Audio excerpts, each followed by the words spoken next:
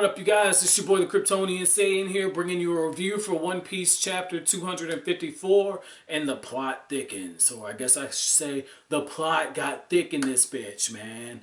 This is a cool chapter, man. So somebody repaired the merry-go. That's pretty interesting. And the reason why I say that's interesting is, again, Oda foreshadowing. I don't know if this is because of a video I did for Dragon Ball Super where I talk about the importance of foreshadowing. I may or may not put that out. You know, I'm talking about Gohan coming back later on for the Omni tournament. Not sure if I'm going to put that out or not. But getting on to this, I said, God, I want to say about 6 or 7 chapters ago, where Usopp was saying, yeah, I'm kind of the jack of all trades. I'm the carpenter. These guys need me. And I said Oda wouldn't be doing this for no freaking reason, right? And now somebody's fixed the ship. And I said that, like, if you look at how Oda's done this stuff, like Luffy wanted a musician, and he wanted a medic, and then he ended up getting an archaeologist, and then he got a medic. And so it's like you have a balance thing. And now you need the musician, but you need a carpenter. And I was just like, if balance continues in order to even out the crew, you would need another person. I'm wondering if this is actually a carpenter, or because I don't think Usopp's right. Like, I've learned to suspend disbelief with One Piece, but at the same time, I don't think Oda would have a ghost, okay? But that'd be pretty cool just to have somebody like Sir Headless Nick, or one of like somebody that's like a Harry Potter type spirit, only maybe a poltergeist or something, join Luffy's crew. I don't think that's gonna happen. I'm pretty sure that's not gonna happen. But the thing is that wasn't done by mistake. Okay, so I'm wondering, is Oda teasing we're getting a new crew member? I'm really wondering that. Like, I'm not too sure, you know, because I could understand why he wouldn't do it, because what's the way to put it? I can understand why he wouldn't do it, because having that many characters, it's going to be too hard to continue to develop the characters, okay? Especially with all these different side characters, and even when you're doing the cover stories, it's a lot of planning. So I can understand if he decided not to do that. But the thing is Usopp says, I wish you could talk, when he's talking to the ship. And I found that interesting, because if Usopp is saying that, then that definitely means that he's looking at it and he's wondering, and Oda's not going to have that in there for no reason. No author, no good author, is going to have stuff and not bring it up later, and introduce something that could be big and not bring it up in that arc, you know? Maybe drop breadcrumbs, but not something this obvious where it's continuing to come back, okay? Like, this is the 3rd time that the merry-go has been fixed in the last, God, what, 70 chapters? Or really the 4th time if you count Chopper, but like in the last arc with Jaya, and now you have this where Usopp was fixing it, and now you have it now where it's being fixed again. This is the 3rd time. So, with that being said, I want to shift gears a little bit.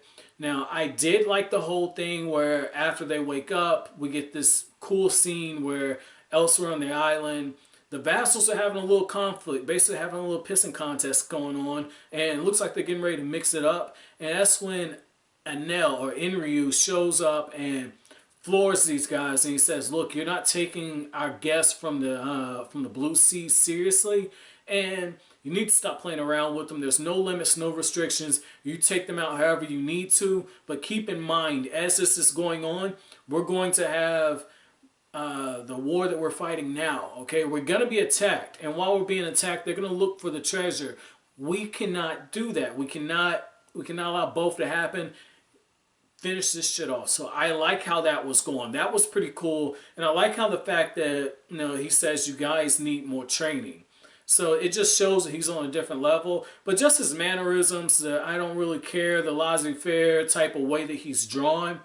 Right away, I thought of Luffy, and I thought of Zoro, okay? I could picture Zoro with his hands behind his back, taking a nap in that same position. I don't know if it's because in the anime I'm watching the Arlong Park stuff, and I just finished the episode where Zoro's just chill, and he's on Arlong's chair, so I don't know if that's what it is. But what I thought was pretty cool is when you look at that, and you look at Luffy's mannerisms, I could maybe see those two fighting Enel at one point.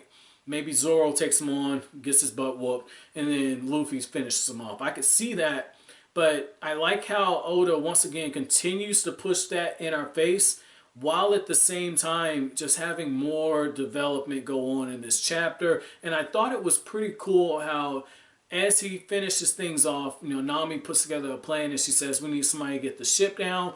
We need a search team for the treasure. We need a team that's going to get the escape ready. So it definitely seems like however long it's going to take, because you got the big battles that are getting ready to take place, but however long it's going to take, Oda's approaching his climax. So that's pretty cool just to see that. I don't know how long it'll take for us to get to the climax, but he's definitely setting it up. And I like how, once again, you have other members of the crew kind of putting things into place for Luffy. And I believe it's Nami, because it doesn't show who's speaking, but you see the words where she says, "You're the last person I would trust with splitting the food up." And Nami says, like, hey, you're gonna go look for the treasure. I'm not going. I want the treasure, but I'm scared. And I love the fact that she says it, even though you have Chopper reacting the way I feel like a lot of people would react, where they say, you want this, but you're not willing to go out there and get it. Like what the Marines say. It's either Marines or the Navy. They say nothing ventured, nothing gained. But the thing is I love the fact that Nami said it for this reason. Okay, I've said a lot of times, I feel like Nami and Usopp, they're the regular people on the ship, okay, as a part of the crew. And the thing is Nami is showing that it's okay to admit your weaknesses.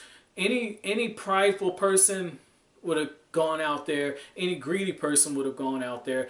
Manipulative person, I guess you could say she's being manipulative, but I didn't get those vibes, would have someone else to do something. One of the laws of the 48 laws of power is to have other people do the work for you and take the credit. So I could see this, but I don't get that vibe. I think that was very sincere when she says, look, I'm scared. And think about what she's seen. She's seen this omnipotent being. She's been kidnapped.